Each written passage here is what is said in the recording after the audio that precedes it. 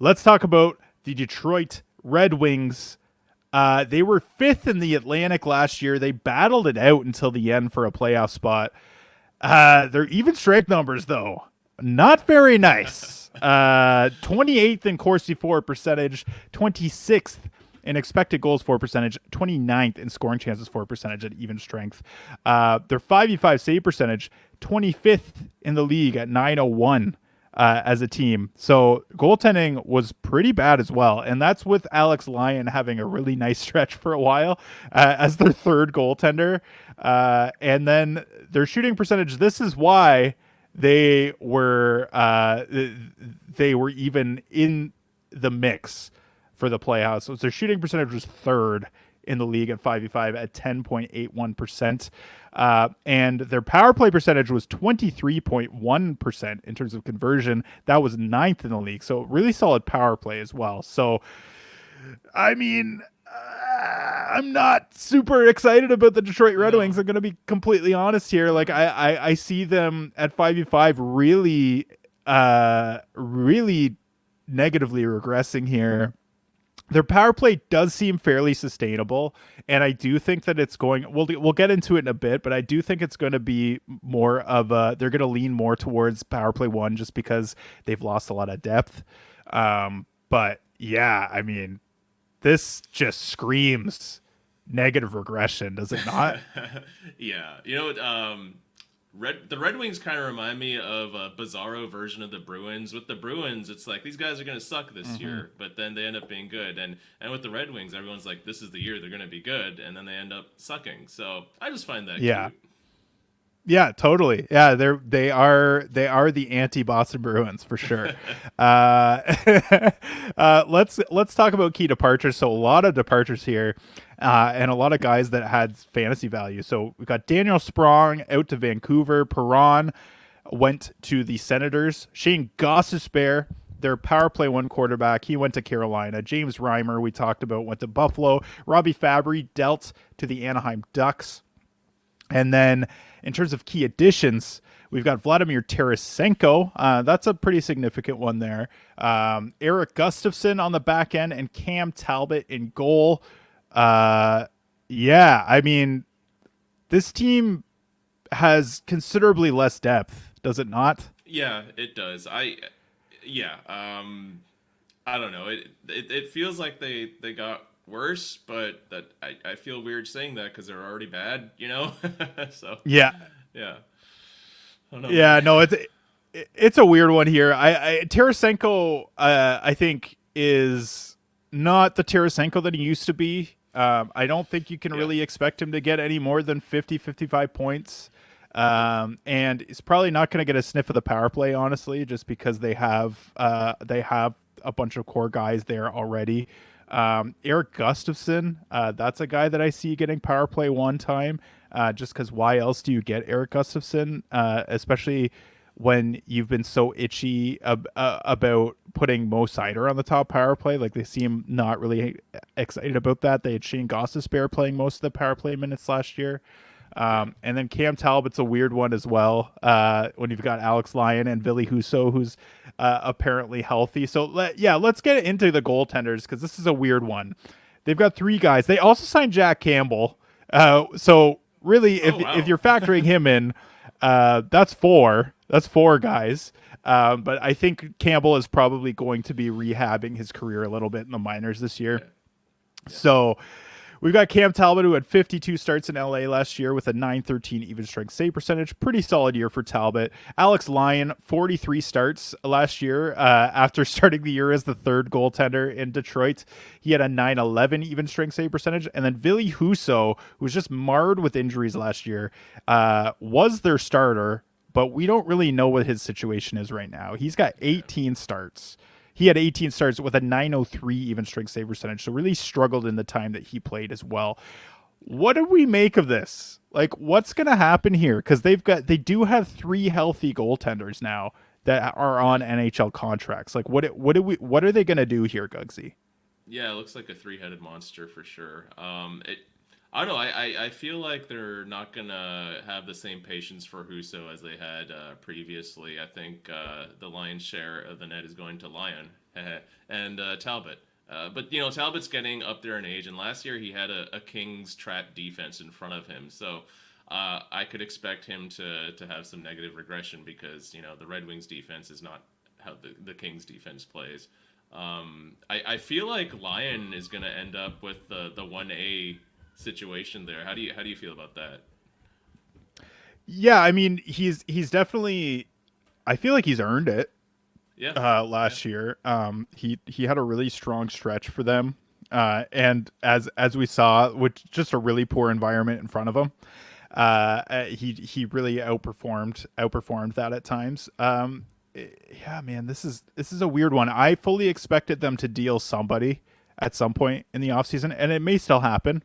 I think that a lot of times you get all the guys into camp, and then you get them into preseason games, and then the odd man out you try and deal, or you put them on waivers. So I think that's probably going to be the situation that happens here, just because that's a lot of money to put into three guys. yeah, But Ville Husso, that's a guy that I have my eye on, as a guy that, I mean, is not going to get drafted just because he's yeah. been completely forgotten about. And by all accounts, it sounds like he's healthy and ready to go for training camp. Like, my thought was, if he's going to be like an LTIR candidate, that's why you bring in Cam Talbot and Jack Campbell, and then you have Alex Lyon as your 1A, because he earned it last year. But now that I'm hearing that Husso is healthy, I'm just not really sure. I'm not really sure what they do here. So Yeah. I'm not drafting Detroit goalies No. until I kind of see what I see something from training camp, or at least get Yeah. some indication of what they're going to do. Because this is the most confusing goaltending situation in the league, easily. Yeah, yeah. I'm not really sure what the Yzer plan is anymore. I know everyone has No. said just trust the process, but all I gotta say is yikes. What's going on, man? Yeah, I'm not sure that. Yeah, it's a little sketchy. I think that this is going to be one of those situations where Yzerman is, his name brand is going to get him a little bit further than his actual performance in the front office. But yeah, anyways, we don't have to digress about that. But all right, let's talk about scheduling quirks here. What do you got for the Detroit Red Wings here? All right, we got 11 back-to-backs. That's tied for 26th in the league. They have 30 off nights. That's tied for 15th. Weeks 22 to 24th playoff schedule. They're going to have 9 games with 3 off nights. And weeks 23 to 25 playoff schedule. They'll have 13 games with 7 off nights. So they're 24 to 22 to 24 playoff schedule. That's one of the worst in the league, the 9 games with 3 off nights. But weeks 23 to 25 is the best schedule in the NHL. So if that's when your playoff weeks are, Detroit Red Wings are bangers, my friend. Yeah. They're going to be huge. 7 off nights is crazy. So, and I mean, if they're in the mix for the playoffs this year, I mean, they're certainly not going to like comfortably be in a playoff spot at that point in the season. But if they're even in the mix, you're probably going to be playing all your big guys. So you don't have to worry about rest days at the end of the year there. So yeah, I think that that's definitely something to keep in mind about the Detroit Red Wings. Totally. What were you going to say?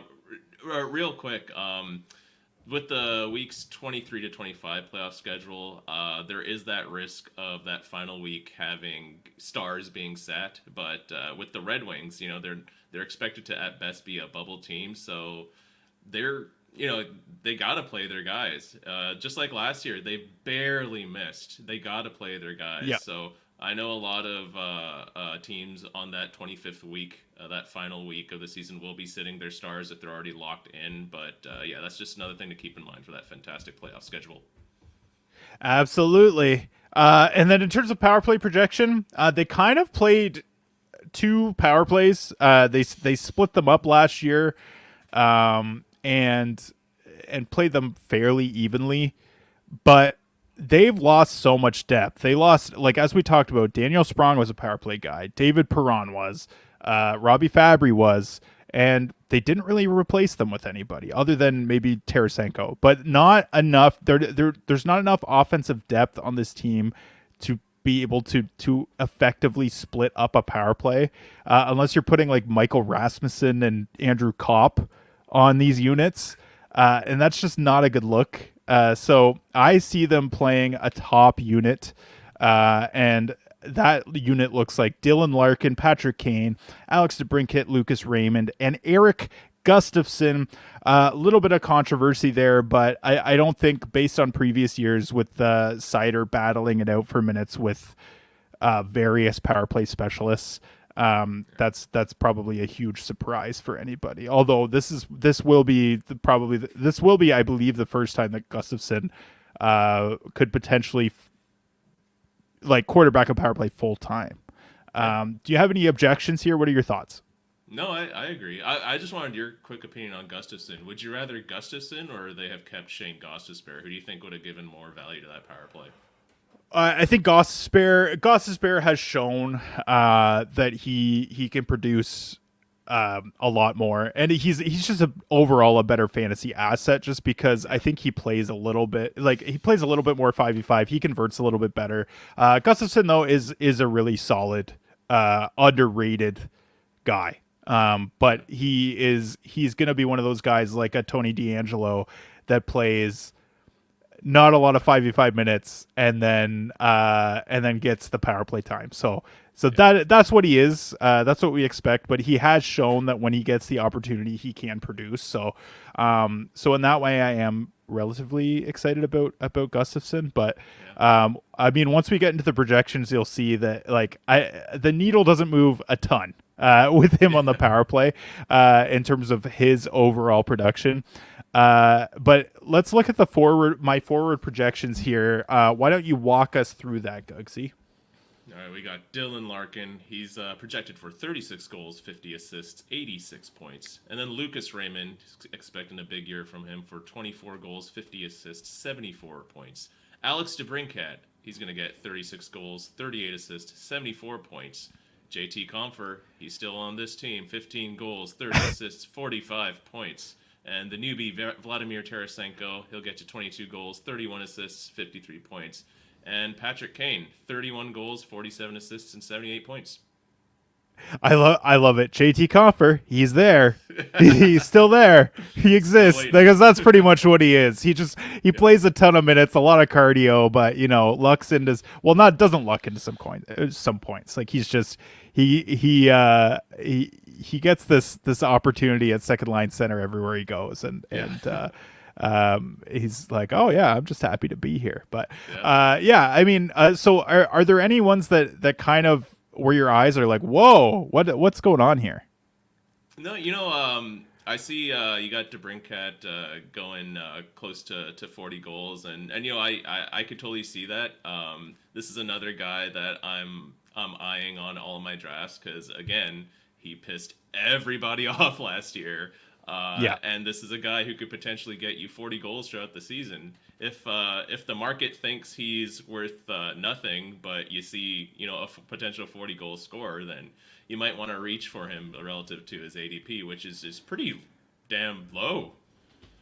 Yeah, so in Yahoo he's at 91.1, which is probably the lowest we've seen him in quite a few years, like since he was probably like breaking out into the league essentially. And then in Apples and Ginos it's around 66, so even still pretty low for DeBrincat compared to where he's been picked historically.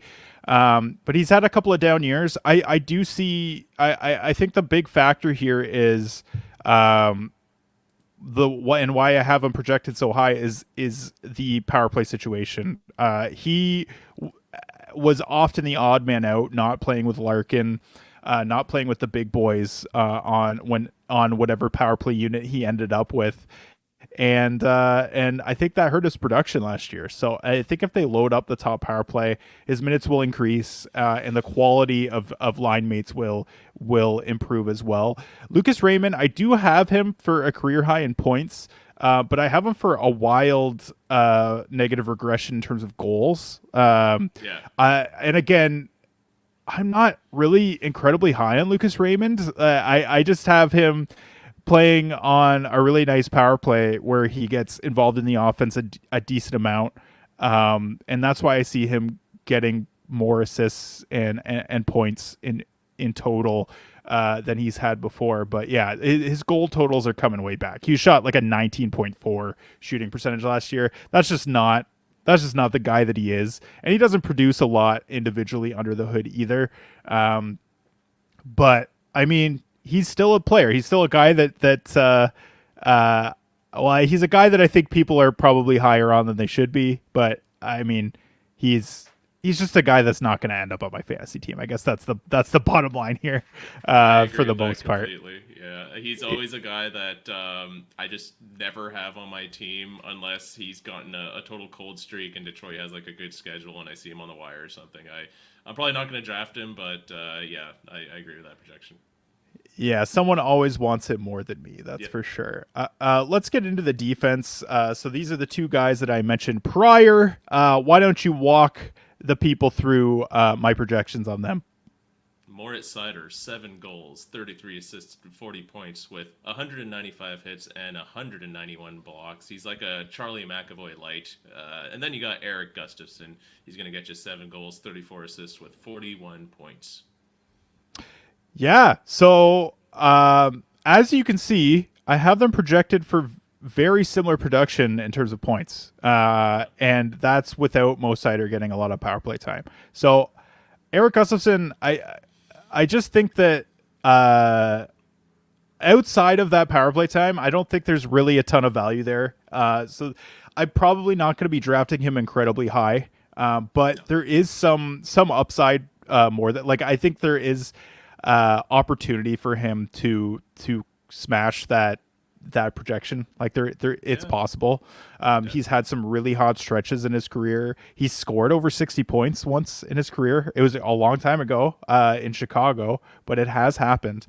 And Mo Sider, just brings so much peripherally. So he's probably the guy to bank on regardless. And he produces enough without the power play time, in terms of offense, that I mean, there's not a huge amount of difference between these two. Almost identical offensive stats, actually. So, yeah, I mean, my punt, I talked about it. Lucas Raymond, I'm not super high on the guy. Uh, yeah, I mean, I think that he's gonna be drafted higher than I want him. And then my sleeper is Gustafson. Like, he's not getting drafted in Yahoo leagues, and his Apples and Genos ADP is 205. I think I'm pretty happy if I have a defense spot open at the end of my draft, picking Erik Gustafson, because I think there is potential for him to outperform. I mean, like, getting drafted with your last pick of the draft, essentially. So, any comments on the defense here? No, I on that Gustafson point to get a power play one defenseman as your last pick, that is just awesome. That's the kind of ceiling that you want to shoot for. His floor, might be pretty low, but his ceiling is pretty high, especially if you're getting him for free. So you can't lose with that. Keep him on your team, Yeah, give him a bit of a leash, and see where it goes. absolutely, absolutely. All right, let's get into the top three targets. My top three targets are Patrick Kane, Erik Gustafsson, as I mentioned, as my sleeper, and Alex DeBrincat. We mentioned DeBrincat being drafted lower than he has been previously. That's why I have him here. Gustafsson, we just talked about, but Patrick Kane, I have him almost for point per game, and his Yahoo ADP is 120. Apples and Geno's ADP 92.4, and he's a right winger, which is a position of scarcity. I think that there's some real opportunity to get some awesome value for Patrick Kane here, so that's why he's my number one target. Is there anyone else that you are targeting here, buddy? Let me just see here. No, that covers it. A Larkin, I just want to say, if you're in a face-offs league, this guy is just beautiful in every sense of the word. Not only is he going to get you points, but he's a face-off monster. He's like a Bo Horvat, but in a red jersey. So definitely make sure you get Larkin if you're in a face-offs league.